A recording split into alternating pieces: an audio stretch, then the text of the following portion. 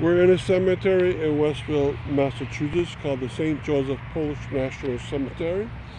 And it was probably started in the year 1927. The church was probably started around then too. It's a nice little cozy cemetery between Alpermont Street and Southampton Road, which is 202. And we're looking at a chapel. And in the chapel you see the crucifix in front so people can pray there. That you also see that it has two gravestones in front of it. That is the main or head pastor. His name was Walter Brzeskiewicz. He was born in 1905 and died in 1948. And his wife is buried to his left-hand side. All right, now in the back is a maintenance shed, and we're going to point out some of the main features of the cemetery. And so what we're going to do is slide over to the next slide. And it says on there, St. Joseph's Polish National Catholic Cemetery War Memorial. And then it gives the names of 10 parishioners, 10 men that went off to wars that the United States fought in and died during the course of that war due to illness or injuries. And those 10 names are imprinted in there, and the flags in front make a great sight. So people should be proud of that. The next thing to point out is in the corner next to the old-time gate that's no longer there. It's closed because for safety reasons. There's a baby section there, and it tells you that it's a baby section. It has a child on top of it, and it has one barrel next to it. There's probably many more other barrels, but that the gravestone itself is paid by the church because it's said that it's the children's section. All right, now we're going to go to the other side of the cemetery, and we here see Alpermont Street, and on that street we see a gate system, and the gate system is such that it's made out of masonry rocks, and it's made with 4 columns, two for a pedestrian passway, and then the main one in the middle.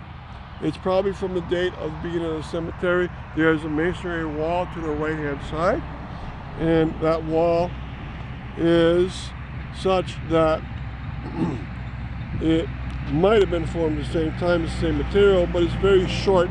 It's only about 3 yards long, and it might have been a lot longer in the past to almost probably encircle the whole cemetery. Now, a last special section is, you see a lot of flags up there for veterans, but most importantly, that's the old section, the 1927 section, and up there are 4 barrels from that year, 1927. There's probably a lot more, and there's also barrels from 1930s up there and so forth. So this is a nice place to visit. We're going to do a 360 panoramic, and then I'll tell you about a couple special things.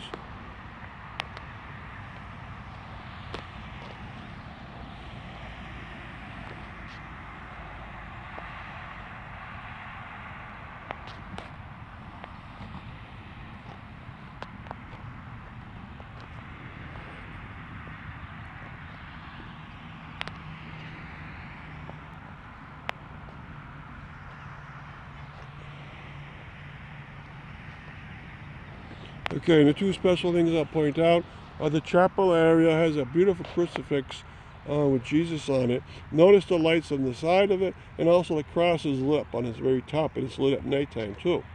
And then in front is a plaque that is embedded into the masonry saying that it was made, the chapel area, in 1938, and has a Polish statement on it.